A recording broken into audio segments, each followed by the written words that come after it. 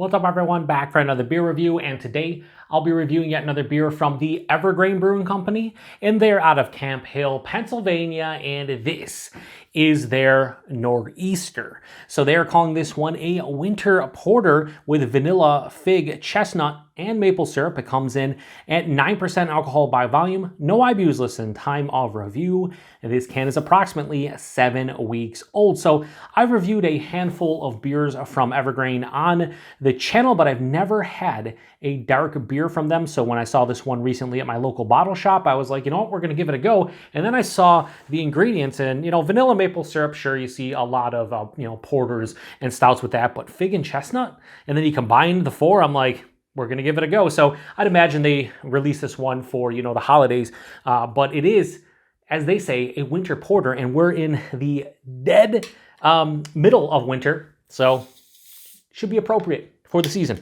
Anyway, let's crack this one open, get in the glass, see what we got going on. So, see how this one pours out. Ooh, that's for a 9% porter, that's pouring out like a thick boy. Try to get a decent head generated here if we can. Yeah, I think that's nice. A little bit of a cheat. It's nice, a little bit of cheat. It's nice, real nice. So, I don't know if you can hear that, but it's fizzing away like a soda pop. Anyway, yeah, that's pitch black in the glass. Hold it up to the light. Yeah, pitch black. It's more like a dark brown, but it definitely looks pitch black in the glass. Has a finger of a super creamy mocha into almost darker brown colored head. Yeah, very creamy looking. There's some decent alcohol legs.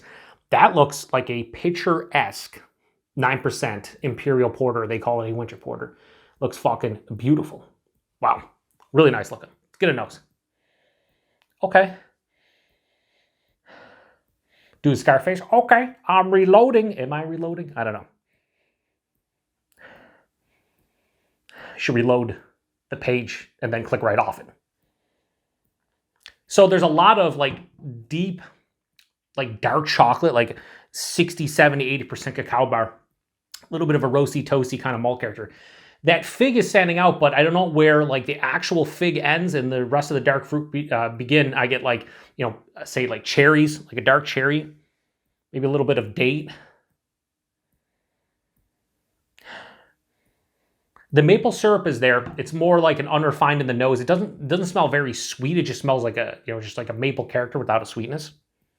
Again, you can't really smell sweetness, but it's just it's the maple aroma without what you would think the sweetness would be. Not really picking up on the vanilla or the chestnut. There's no kind of nuttiness here. There's no vanilla really to speak of. It's pretty much the fig is leading the way. There's some maple syrup, and then there's just nice chocolate, roasty, toasty, maybe a touch of coffee. Yeah, I was gonna say molasses. Yeah, molasses for sure. Smells pretty good. Let's get into it. Cheers, everyone.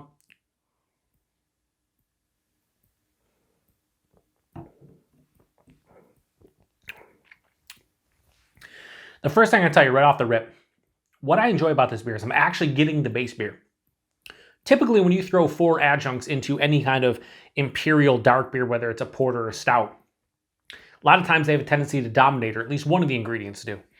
That's not the issue here. In fact, I think they're more subtle than probably a lot of people out there would like, because I feel like the base porter is definitely coming to the forefront.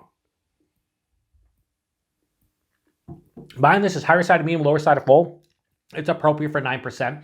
I wouldn't say it's thin. It's not, thick, syrupy, too over the top, but I think for 9% it's well done.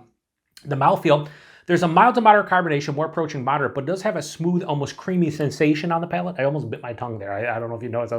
I was going to say smooth and creamy sensation. As I said sensation, I bit my tongue almost, not all the way, just slightly. I don't think I'm bleeding. So I think the mouthfeel's nice, the body's nice. The taste, again, a lot of times nowadays between porters and stouts, there's not a lot of differences. I always, and it's probably incorrect, and I always say this when I compare the two, but I always find porters a little bit thinner, and they don't have as much roasty kind of quality from the malt. Here's the thing here, I'm getting a decent roast. I'm getting a roast almost into a chard, so if I was doing this blind, I might say stout because of that, but it has a roasty, toasty, almost charred kind of malt character, and then that deep dark chocolate hits me, and again, it's 70-80% cacao bar, so it's not really sweet, just a little bit of sweetness. underlying molasses and coffee. Midway through the palate, the fig hits, and it does taste like an actual fresh fig as opposed to just like coming from the malts. A little bit of dark cherry, maybe even a raisin. And then right after that, I do get maple. Again, it's unrefined. It's not really sweet maple. It has the maple character without the sweetness. And then on the back of the palate, I get a nice vanilla kind of feeling. And what's weird is it's vanilla, right?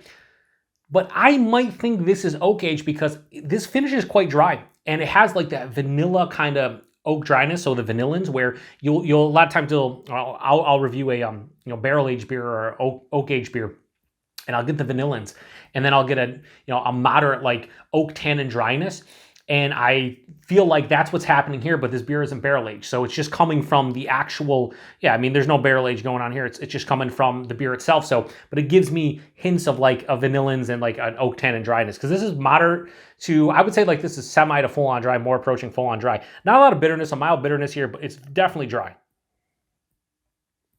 9%, nice warming in the chest. Nothing on the palate though.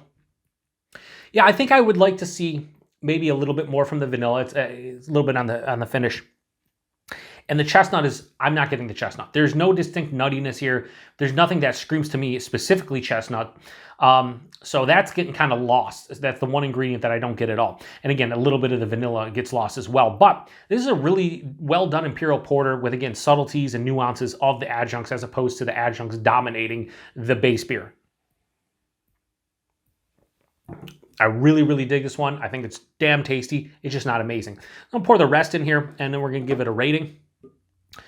But for the first, darker beer I've had from Ever Grain, I'd say they've done a damn good job with it. So, what am I gonna give this as far as ratings go? Well, I'm gonna give Nor'easter, the winter porter from Ever Grain. I have no issues whatsoever giving this a high 4 out of 5. I'm going to go 4.05 out of 5. I think that's where this one lands. Not amazing to me, but it's still really good. And if you're in Pennsylvania or you're in an area that gets distro of Ever Grain and you see this one on the shelf, give it a go. See what you think. I think it's well done. Like I said, I just think the base beer is good. I'd like to maybe see this base beer with other adjuncts. I think they could do probably a lot with this base beer. Maybe even a barrel-aged version. Probably thin it out a little bit, but throw maybe some other adjuncts in here.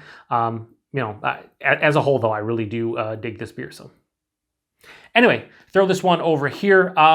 Price point availability in my neck of the woods here in Buffalo, New York, $4.99 for that can. So you're talking probably around $18 a 4-pack, because most of the places I shop around here, they jack up the price for singles, and I totally get it. So this is probably more around like $18 a 4-pack. Not super pricey based on current going rates for all beer. 4 different adjuncts and a big 9% Imperial Porter. I'm okay with it. Probably cheaper in Pennsylvania, I would assume. But if you're in Pennsylvania and you bought this one, let me know what you paid for it. And the availability is Ever Grain, I really don't know. Outside of PA and here we see, and we see them here, also here in Buffalo, New York. I have no idea with Ever Grain. Maybe hit up their website, see if they have a beer finder.